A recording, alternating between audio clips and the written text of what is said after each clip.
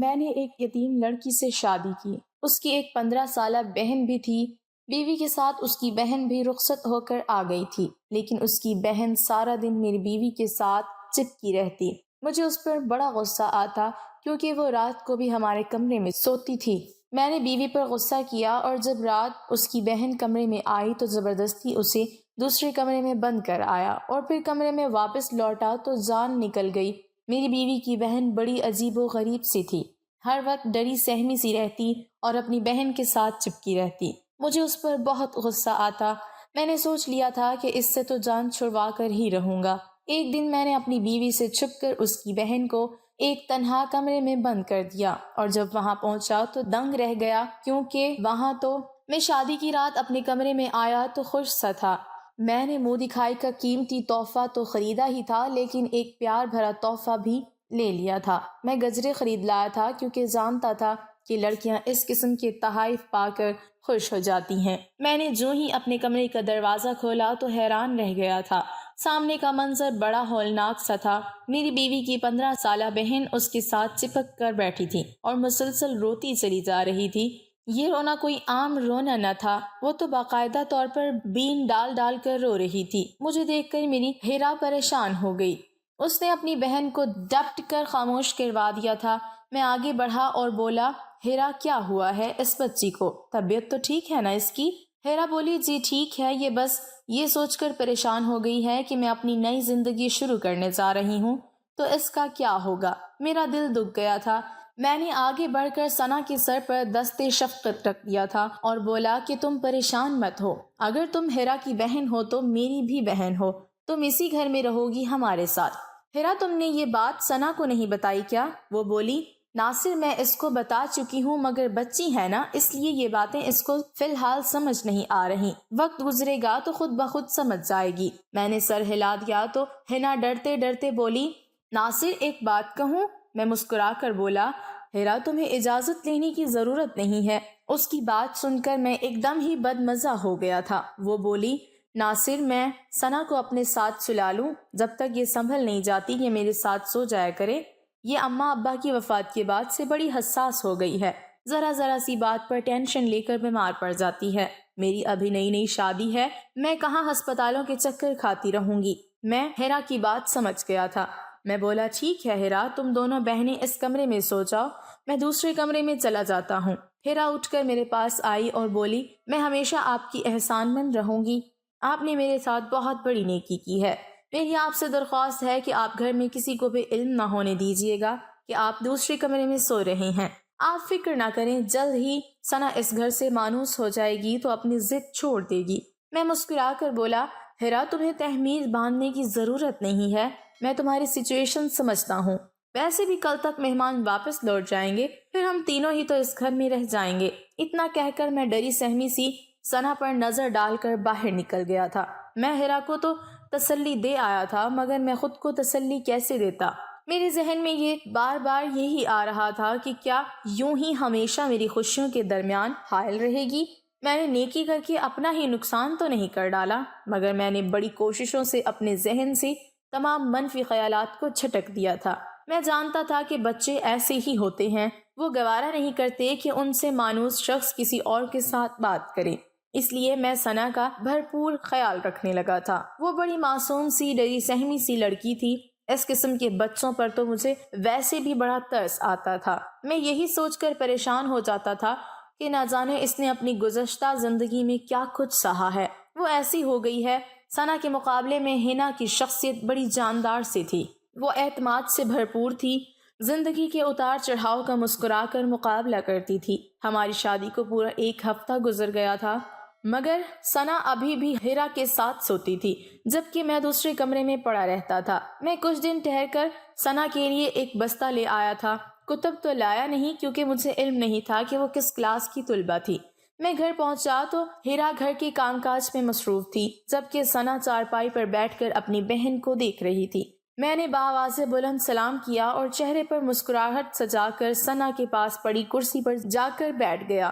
ہیرا کی نظر مجھ پر پڑی تو وہ بھاگ کر میرے پاس آ کر کھڑی ہو گئی تھی، اس کے چہرے پر اضطراب پھیلا ہوا تھا۔ میں نے اسے نظر انداز کیا اور ثنا سے مخاطب ہو کر بولا، سنا دیکھو میں تمہارے لیے کیا تحفہ لے کر آیا ہوں۔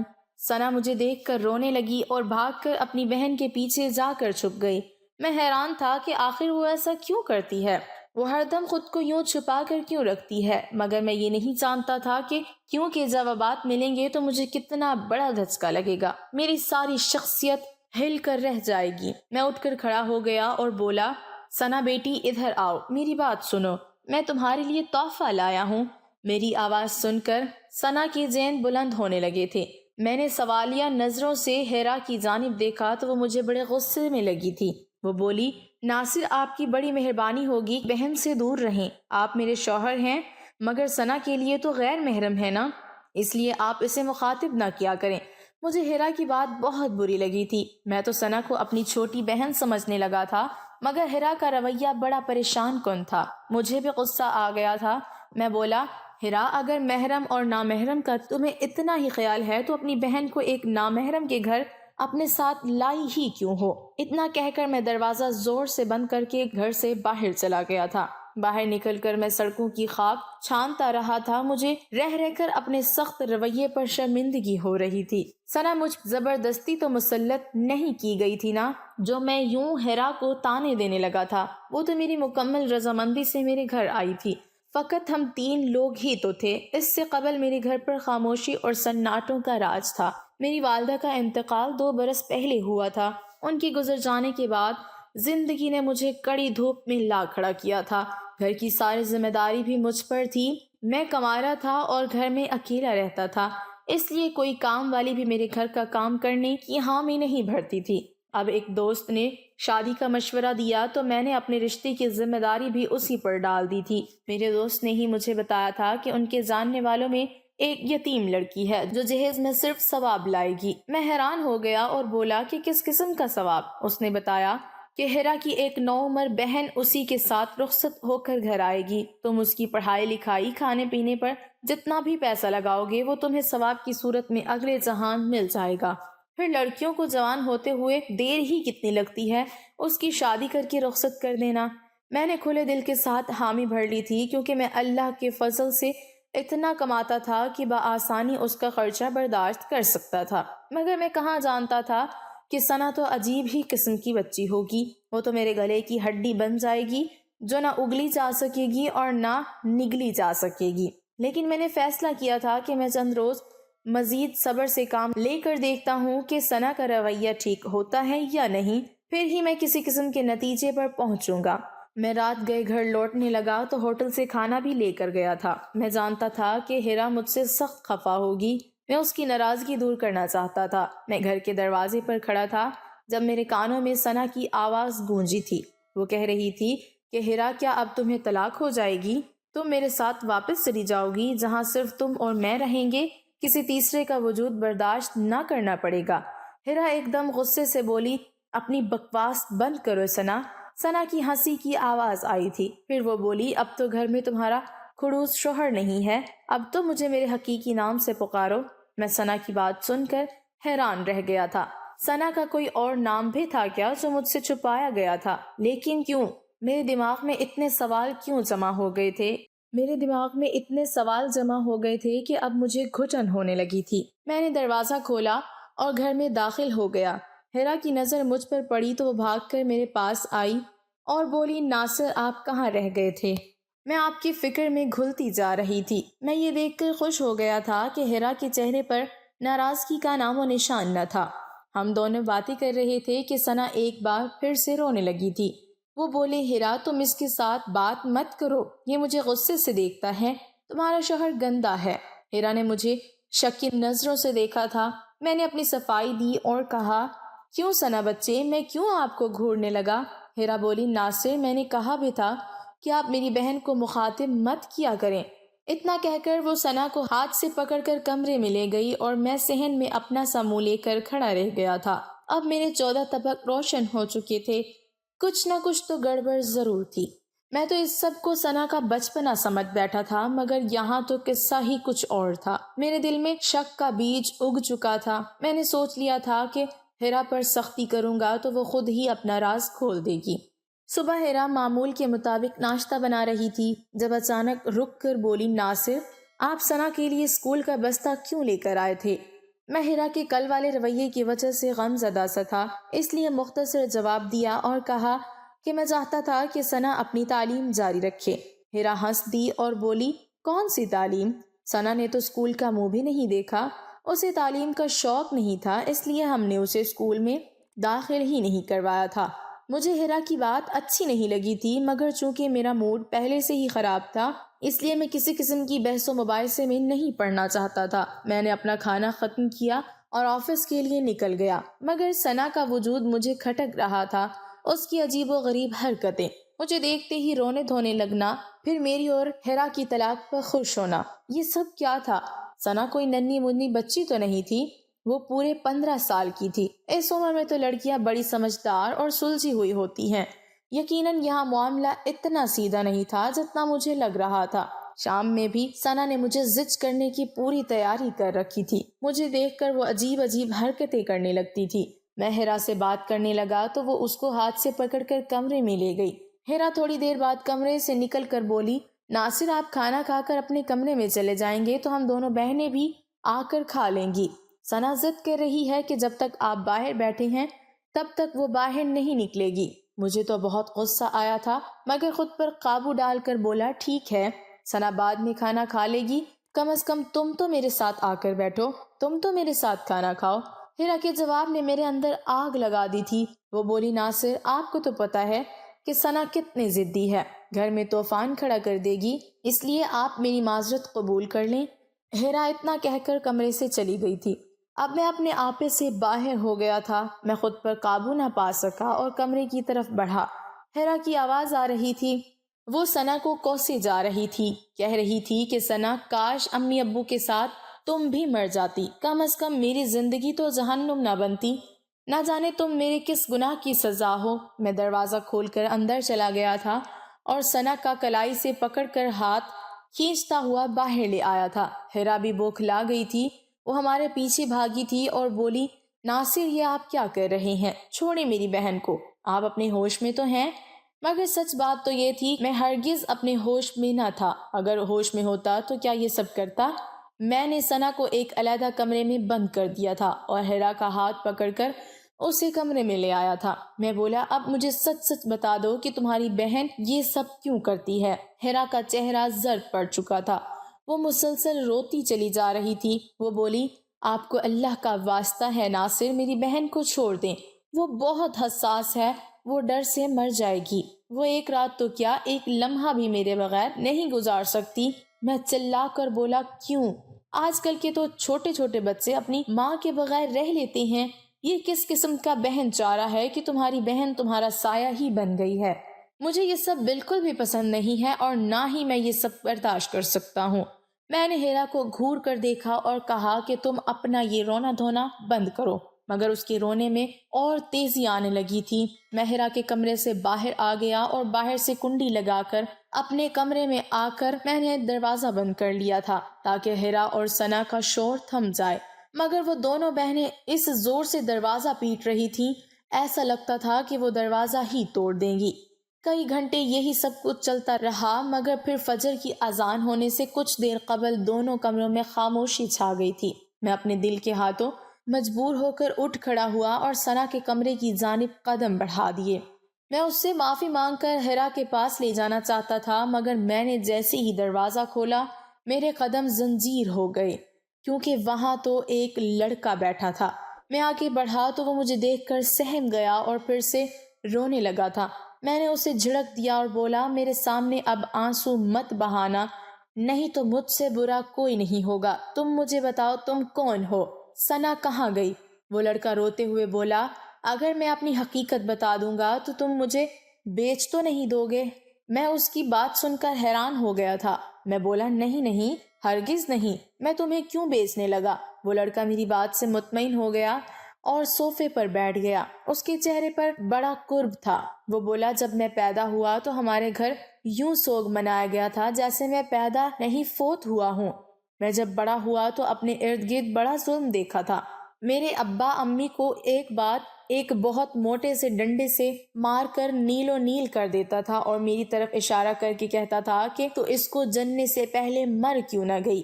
میرے لیے یہ تو قابل قبول ہوتا کہ تو بانجھ ہوتی، مگر یہ تو نے کیا غضب کر دیا۔ میں ابا کی پھٹکار سن کر آئینے کے سامنے جا کر کھڑا ہو جاتا۔ ہیرا کہتی کہ ابا کی باتوں پر دھیان نہ دیا کر، تو بہت پیارا ہے۔